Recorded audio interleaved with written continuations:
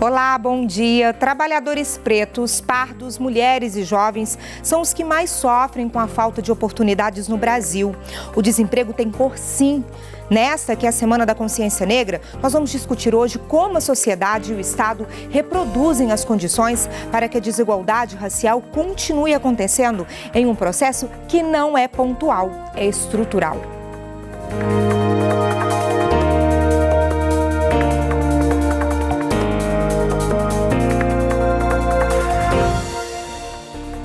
Discutir a inclusão no mercado de trabalho é uma das principais urgências de quem é negro no Brasil. Os números provam sobre essa prioridade. Vamos conferir? Os do IBGE apontam que pretos e pardos recebem bem menos que os brancos no Brasil. Em 2018, o rendimento médio mensal das pessoas ocupadas brancas era de R$ 2.796, que significa 73,9% superior ao das pessoas pretas ou pardas, que ganham, em média, R$ 1.608. Os brancos com nível superior completo ganhavam, por hora, 45% a mais do que os pretos ou pardos com o mesmo nível de instrução. Além de ganharem menos, eles representam cerca de 2/3 da população desocupada, que hoje passa de 12 milhões de pessoas, e 66,1% do grupo dos subutilizados, que inclui, além dos desocupados, os subocupados e a força de trabalho potencial. Os postos informais também são mais ocupados por este grupo, enquanto 34,5% dos trabalhadores brancos estavam em empregos informais. Entre os pretos ou pardos, o percentual é maior, de 47,3%. Em relação à distribuição de renda, o levantamento mostrou que os pretos ou pardos representavam 75,2% da camada mais pobre do país, formada pelos 10% com menos rendimentos. Dentre os 10% mais ricos, eram apenas 27,7%. As mulheres pretas ou pardas continuam na base da desigualdade de renda no Brasil. No ano passado, elas receberam, em média, menos da metade dos salários dos homens brancos, que era de 44,4%, que ocupavam o topo da escala de remuneração no país. Atrás deles estão as mulheres brancas, que possuem rendimentos superiores não apenas ao das mulheres pretas ou pardas, como também ao dos homens pretos ou pardos. Os dados fazem parte da pesquisa Desigualdades Sociais por Cor ou Raça, publicada pelo Instituto Brasileiro de Geografia e Estatística, o IBGE, e que foi divulgada recentemente. O estudo aponta ainda como a desigualdade está presente na distribuição de cargos gerenciais. Somente 29,9% deles são exercidos por pessoas pretas e pardas. Quanto mais alto o salário, menor é o número de pessoas pretas e pardas que ocupam esses postos. Bom, e para discutir a cor que o mercado de trabalho tem, sim, nós convidamos Rafael Aquino, que é cientista político e coordenador de projetos da Associação Move Cultura. Bom dia para você, Rafael, tudo bem? Bom dia, Érica. Tudo jóia. Prazer recebê-lo aqui, Rafael. Olha só, a gente vai falar dessa questão do desemprego para o negro. E recentemente, Rafael, a gente repercutiu aqui no Opinião Minas uma pesquisa do IBGE mostrando que os negros hoje são maioria, os jovens negros são maioria pela primeira vez dentro das universidades públicas. E aí a gente aposta na formação das pessoas para uma colocação melhor no mercado. Eu queria que você comentasse isso com a gente, considerando também que essa pesquisa talvez não reflita a realidade, né? Já que a gente tem fraude aí nas questões das cotas. Pois é, como eu atuo sempre torcendo pelo protagonismo da população negra, eu, a princípio, vi essa pesquisa em relação às universidades com entusiasmo. Mas depois, voltando um pouco para a realidade, realmente consideraram, são dados quantitativos, né? Em termos de pesquisa, de avaliação, de implementação de política pública, tem que considerar o qualitativo também. Que aí, dentro dessa questão do qualitativo, vem a questão das fraudes. E a gente, como estamos num país miscigenado, então, às vezes, as pessoas são negras também por conveniência, né? Ela pode escolher qual a identidade que ela quer assumir. E quando é interessante para ela, ela assume aquela identidade e acaba também passando pelas cotas. Então, acho que tem que ser avaliada também a questão qualitativa da política de cotas. É verdade. E aí, quando a gente fala de políticas de cotas, elas também não são suficientes, né? Elas podem ajudar, mas também não são suficientes para inserção no mercado, né? Exatamente. Um problema sério que a gente tem no Brasil, nessa discussão, foi de ter reduzido o debate sobre políticas afirmativas, reduziu isso a cotas. Políticas afirmativas, ela tem uma abrangência, ela é muito mais abrangente do que cotas. Só que aí é o debate que foi levado para a opinião pública, pegar esse recorte específico. Mas a questão da política de ação afirmativa, ela inclui diretamente também na inclusão no campo institucional e social como um todo, que passa também pela educação.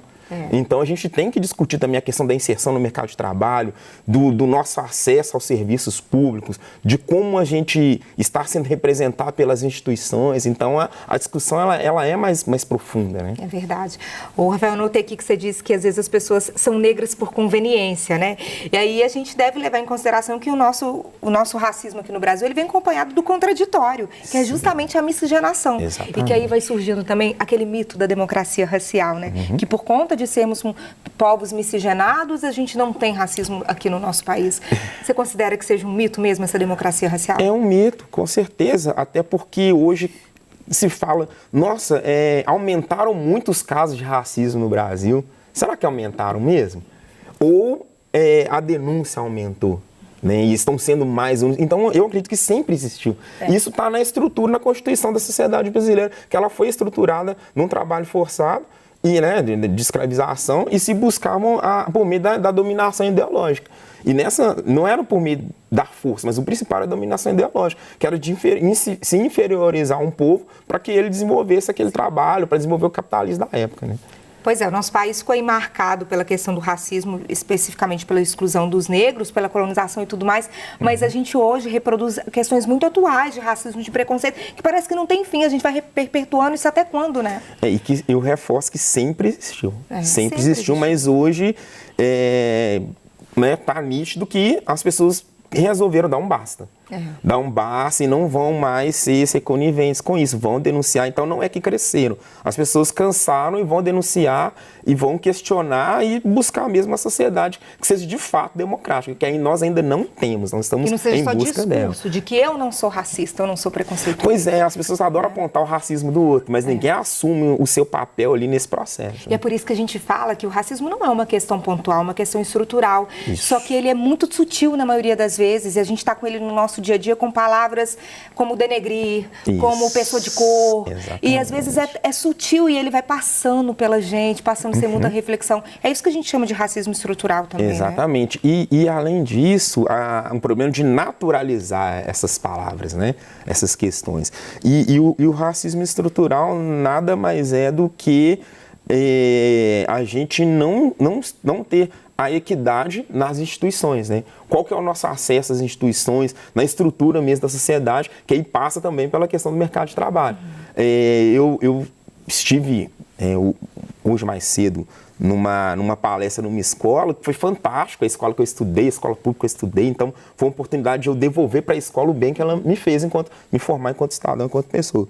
Mas eu estava lá vendo, enquanto a gente estava na mesa conversando com os alunos, eu estava vendo o movimento da escola, que é um trabalho digno, assim, mas todas as responsáveis pelo trabalho de limpeza, varrição, eram senhoras negras.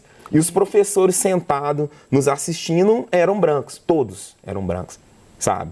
E isso demonstra de fato, o que é o racismo estrutural. Um exemplo mais claro do que eu ficar pontuando teorias aqui, sabe? O racismo... Tá na nossa cara. Tá na cara, sabe? Então, é de ocupar os espaços nas instituições, até mesmo no atendimento público, que demonstra por que mulheres brancas recebem mais anestesia no parto do que mulheres negras. Isso é um traço do racismo estrutural. Por que o tratamento não é o mesmo? Porque a mulher negra ela é mais forte, ela aguenta mais dor. Pois é. É isso que a gente escuta. Então, é o que está nas estruturas, tanto do serviço público, como a gente acessa esse serviço, e passa também pelo mercado de trabalho. Porque nós somos, sobra para a gente sempre o subemprego. Quando eu ia na PUC, por exemplo, fazer um mestrado, eu chegava lá na guarida, o cara falava assim, não, a obra é do lado de lá. Eu falei, não, sou aluno desse prédio. Então, é a questão de naturalizar mesmo. Não estão acostumados a nos ver em espaços de decisão, de estudo, de pesquisa, sabe? Então, é isso que está inserido na estrutura da nossa sociedade e que tem que ser debatido, tem que ser discutido e também superar isso, né? É verdade, isso acontece com todos nós, né? Em algum momento da vida a gente passa por isso, esse até questionamento da nossa competência, nivelando ela por nossa cor, né, Rafael? Uma pena, mas é muito bom estar com você aqui hoje para a gente discutir esse tema, viu? Olha só, depois do intervalo, nós vamos trazer uma pesquisa do Google, divulgada essa semana, que mapeou as outras 5 pautas, viu, Rafael, prioritárias para a população negra aqui no nosso país. A gente volta já.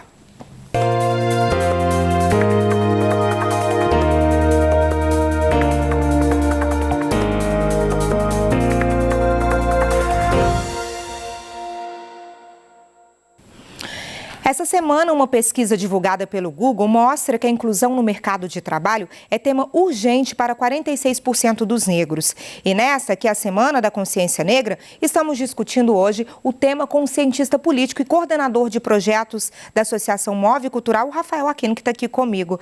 A pesquisa, ela traz outras percepções que nós vamos compartilhar com vocês agora. Gente, esse estudo, chamado de Consciência entre Urgências, Pautas e Potências da População Negra no Brasil, foi realizado agora em outubro, para ser apresentado justamente nessa data, né, nessa semana que marca a importância da consciência negra. Ao todo, 1.225 pessoas foram ouvidas, uma amostra representativa de 58% da população autodeclarada preta ou parda, entre homens e mulheres acima de 16 anos de todas as classes sociais.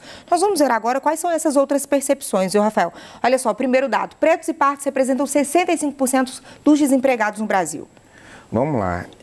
Quando a gente falamos no primeiro bloco sobre a questão do racismo estrutural, então entende-se que nós estamos na base da sociedade, né? E também isso não foge da questão do emprego. Então, quando se começa a entrar um período de crise e ter que demitir, não começa pela chefia, pelos cargos de gerência, começa por quem está na base.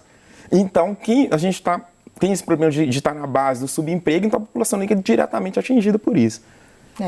E olha só, vamos lembrar que o negro é a maioria da população, representa a maior parte da população. Exatamente. Né? Vamos então para essa percepção. A gente falou da primeira percepção, que é a questão de discussão sobre o desemprego. Agora, a segunda pauta mais urgente para 44% dos entrevistados é essa discussão que a gente começou a fazer no primeiro bloco sobre o racismo estrutural. E o tema é 1,7 vezes mais importante para jovens que têm entre 16 e 24 anos do que para idosos acima de 60 anos. Além do racismo estrutural, gente, dentro desse mesmo dado, a discussão também, urgência para a população negra, é sobre o racismo institucional. Você falou um pouquinho do estrutural para a gente, fala do institucional agora? Sim. O institucional, o que acontece? A gente vê no campo das políticas públicas mesmo, né? Por exemplo, a gente vai acessar alguns serviços públicos, nos médicos, por exemplo, a gente tem especificidades, tanto que até se discutiu muito sobre a questão da saúde da população negra, sabe? Que a gente tem a doença falciforme, que atinge a maior parte da população negra, e muitas das vezes a gente tem sérios problemas em ter acesso ao SUS para esse tipo de tratamento de saúde. Mesma coisa é no campo do judiciário, sabe? A gente tem um percentual mínimo aí de juízes, desembargadores e tal, negros, e acaba que os dados demonstram que o tratamento é diferente. Quando é um jovem de periferia que vai ser julgado e tal, é diferenciado. Não é à toa que a gente tem uma população carcerária gigantesca que é composta, infelizmente, por pessoas de maioria negra. A questão do genocídio da juventude negra também é outro dado. Quando a gente pega os dados do mapa da violência, eu, como morador da região metropolitana, moro em Contagem, a nossa cidade ultrapassa a média do mapa da violência, sabe? E também a maioria de jovens. Então, tudo que envolve as instituições no campo político atinge a gente diretamente. Rafael, você só acrescentar um exemplo que você está dando quando a gente fala desse racismo, desse preconceito, né, racismo institucional, a questão da abordagem dos jovens negros pela polícia. Sim, né? O que a gente tem chamado aí da necropolítica, né? A abordagem que é feita, quando você vai num bairro privilegiado, não é a mesma coisa da abordagem que é feita na periferia, que é diretamente com o jovem negro. E eu tenho aquela coisa do não lugar também, né? Se um jovem negro está circulando num bairro classe média, a pessoa quer saber o que ela está fazendo ali. É como se aquele não fosse um lugar que ela deveria estar, que ela não pode ter acesso. Outra coisa, uma coisa que se tem reclamado muito aqui na região de Belo Horizonte é o supermercado. Um jovem negro entra no supermercado, nessas grandes redes, automaticamente são perseguidos pelos seguranças. Então é isso, é a questão, tudo isso aí envolve a questão do racismo institucional e do estrutural. Um não existe sem o outro. Os dois estão ali, né? Estão andando lado a lado. Lado a lado. Próxima tela aqui pra gente. 7 entre 10 negros brasileiros não se sentem representados pelos governantes. Sim, isso é verdade, até porque... Pela cor do Congresso também? Exatamente, né? porque a política é o quê? Eles são representantes da população, são eleitos para isso. Então, se eles representam a população a política tem que ser reflexo das pessoas que compõem a nossa sociedade. Quem compõe a nossa sociedade? A gente pode dizer que são 56% de pessoas negras. O Congresso reflete isso? As câmaras municipais, das prefeituras refletem isso? Quantos prefeitos negros já tivemos em Belo Horizonte? Então, é um fato que, se são os nossos legítimos representantes, a gente tem que se ver lá. É verdade, não temos nos visto lá, né? Próxima tela. 73% dos entrevistados da classes D e E acham mais importante votar em candidatos negros, 73%. Entre as classes A e B, apenas 47%. Sim. Bom, A e B, a gente entende que é a classe, acho que na maioria, se está fazendo no recorte racial, a maioria que consegue atingir a classe média, né? Que a classe alta, os números mostram que a gente ainda não atinge, né? De uma forma que a gente gostaria. Então, assim, a maioria das pessoas que estão hoje no patamar da classe média, elas têm um pensamento muito no viés meritocrático. Eu estou ali porque eu me esforcei e fiz por onde. E, na verdade... Pô, a gente vê nas periferias um jovem vai para a escola para merendar, sabe? Vai para merendar, não tem condições de ter acesso aos livros, não tem uma internet em casa, não consegue ampliar o seu repertório cultural, que é frequentar um teatro, um cinema, e vai concorrer com aquele jovem de classe média alta que chega aos 14 anos já falando inglês fluente. É fácil falar de meritocracia quando você não teve exatamente, isso, né? Então a classe média ela reforça muito esse debate da meritocracia. E os dados mostram, a pessoa da classe D e E são quem realmente não consegue acessar as políticas públicas, tem dificuldade mesmo de se ter uma inserção de fato no mercado de trabalho, com salário digno, decente. Então é claro que elas vão achar importante, vão achar importante sim votar em candidatos negros, com certeza. Próxima tela, por favor. Próxima tela, por favor, para a gente discutir aqui. Feminismo negro é o quarto tema nesse ranking de urgências, né? 27% dos entrevistados disseram que esse é o terceiro tema mais urgente para ser discutido. Sim, sim. Até por causa da forma que o nosso país foi construído, né? Que foi com base no trabalho forçado e desde sempre quem realmente trabalhou pesado nisso foram as mulheres negras, sabe? Então a gente tem uma dívida gigante com as mulheres negras, que isso já vem da história. As mulheres negras sempre vêm tendo um papel muito importante para a construção e estruturação do país, sabe? Que ao mesmo tempo que cuida da família, antigamente cuidando da família dos dominadores, né? Escravizadores, depois da família do patrão, cuidando da sua também, ainda contribuindo com a economia do país. Isso vem se arrastando ao longo da nossa história. Então, exatamente. Então, assim, a nossa sociedade tem uma dívida gigantesca com as mulheres negras e elas têm que reivindicar e buscar ocupar o espaço e ter o reconhecimento que elas devem ter. É o que a gente tem feito, viu? Tem tentado fazer, né? Sim. Aí que é o que a gente tem tentado, viu, Rafael? Vamos ver qual que é o quarto tema de necessidade de urgência de discussão sobre genocídio. Genocídio. E da juventude, né? Dos jovens negros. Isso, dos jovens negros. É um tema polêmico porque isso está diretamente ligado ao Estado, né? Parece que tem uma política de Estado voltada para isso, porque ao mesmo tempo que os índices são alarmantes de mortalidade de jovens negros, a população carcerária também é gigantesca. Então tem que ser pensada essa política para isso, porque se pensam em ampliar o aparato de segurança pública, de repressão, por que não amplia o grau das oportunidades? Sabe? Eu acho que isso que tem que ser pensado, pensar em inclusão mesmo, de como eles podem ter acesso ao esporte, à cultura. Historicamente, os dados já mostram que projetos de inclusão social e cultural tiram o jovem da marginalidade e abrem um leque gigantesco para eles de pensar a possibilidade de ter acesso à tecnologia também. A gente só precisa ver mais desses projetos. De ter acesso à tecnologia, de produzir tecnologia, que os jovens têm capacidade para isso. Então, é fazer com que a escola pública também venha dialogar diretamente com eles em relação a essas questões que são contemporâneas. Sabe, que hoje a nossa estrutura educacional pública está muito escateada. E isso acaba impactando na questão da segurança pública e gera a questão do genocídio. Verdade. Bom, o quinto tema, né, nesse ranking de urgências de discussão, são sobre as políticas afirmativas. Pois é, as políticas afirmativas, elas têm que ter um caráter mesmo inclusivo, sabe? Que em algum momento dá aquela ideia de que está restringindo ou separando, mas tem que ser feitas essas ações para que a gente chegue no objetivo central, que é a equidade. Sabe? Só que eu acho que no Brasil a gente tem um problema sério que pegaram essas políticas afirmativas e reduziram só a questão da discussão das cotas.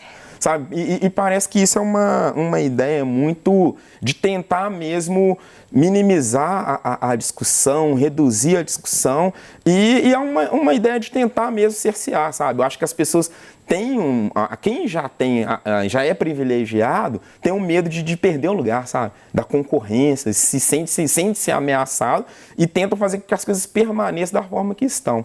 E aí é que vem o grande problema. Eu acho que a política afirmativa ela tem que abranger todos os campos. É na saúde da população negra, também no acesso à educação, mas não só pensando no curso superior, tem que ter uma base potente também. É verdade. Tem que ter uma base importante. Antes de se chegar lá no curso exatamente, superior. Exatamente. O curso superior, há um acesso ao curso superior por meio das cotas é um paliativo, sabe? É um paliativo para poder contemplar as gerações que já estão ali chegando naquele patamar. Mas a gente tem que pensar em quem está surgindo agora, na juventude que está vindo agora. De ampliar as oportunidades delas também, mas em todo, pensando no campo social como um todo, que é nas instituições, que é no campo do judiciário, que é no campo da formação, das discussões, do acesso ao espaço público, porque toda manifestação da juventude negra no espaço público, ela é perigosa, e tem um aparato repressor ali no meio. Então tem que ser pensada a política afirmativa como um todo. E parar de falar minorias, né? Porque somos maioria, né, Rafael? Somos maiorias quantitativas. Com certeza somos maioria quantitativa, mas nos espaços de decisão nós ainda somos minoria, que é um discurso, um debate que tem que ser feito da forma correta também, né? Porque coloca enquanto minoria, mas minoria de quê? Minoria de quê? Tem muita discussão e luta pela frente ainda, né, exatamente, e eu agradeço muito um espaço como esse aqui, que deu a oportunidade de a gente poder fazer o debate de forma séria e correta e não ficar plantando ideias que são controversas, né? Acho que tem que fazer o debate sério, correto e levar informação certa para as pessoas. Ô, Rafael, deixa eu te falar uma coisa, a gente não está aqui fazendo favor, não, é obrigação nossa também, essas discussões, nós estamos dentro de uma emissora pública que é espaço para discussões como essas que a gente teve, como essa que a gente teve hoje. Sim. Queria te agradecer muito pela participação, obrigada, viu? Eu que obrigada agradeço. pela luta aí junto com a gente também. Muito obrigado. Obrigada pela participação, um ótimo dia para você. Bom dia. Tá. Tente passar pelo que estou passando. Frase inicial da música Pérola Negra, de Luiz Melodia, um compositor e cantor negro, nascido no Morro do Estácio, lá no Rio de Janeiro. Embora a música Pérola Negra fale das incertezas do amor, essas palavras introdutórias são um convite a se colocar no lugar do outro, no lugar de um negro brasileiro que até hoje sofre as injustiças impostas aos descendentes dos homens e mulheres africanos arrancados de sua terra natal para servirem de escravos no novo continente.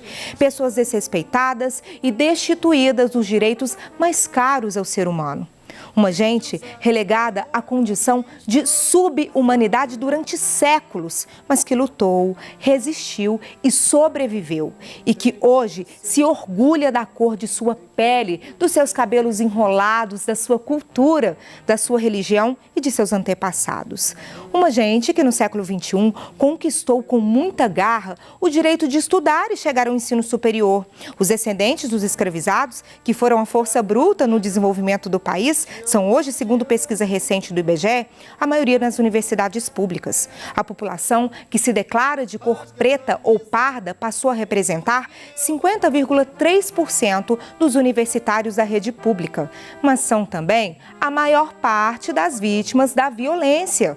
A população negra tem 2,7 vezes mais chances de ser vítima de assassinato do que os brancos. É o que revela o informativo Desigualdades Sociais por Cor ou Raça no Brasil, divulgado nesse mês também pelo IBGE. Pesam ainda sobre os negros a desigualdade e o desemprego. Uma pesquisa inédita encomendada pelo Google e feita pelo Datafolha e o Mindset WGSN revela que a inclusão no mercado de trabalho é o assunto mais urgente a ser discutido para 48% dos negros e pardos brasileiros. O estudo Consciência entre Urgências, Pautas e Potências da População Negra no Brasil, divulgado nesta semana, mostra ainda que o racismo institucional e estrutural é o segundo tema mais urgente de acordo com 44% dos entrevistados. Bom, e quando o assunto é racismo, 7 em cada 10 negros não se sentem representados pelo governo brasileiro. Debater a importância do feminismo negro e os casos de genocídio contra a população negra foram, respectivamente, a terceira e a quarta maiores urgências apontadas pelos entrevistados. A conclusão a que chegamos é a de que os negros são discriminados de todas as formas no Brasil. Ganham menos, são os que mais enfrentam o desemprego, são a maioria da população de periferia, os mais vulneráveis à criminalidade e os que mais morrem em razão da violência. Todos esses fatores combinados deveriam nos fazer questionar se não é hora de zerar uma dívida histórica. Bom dia para você.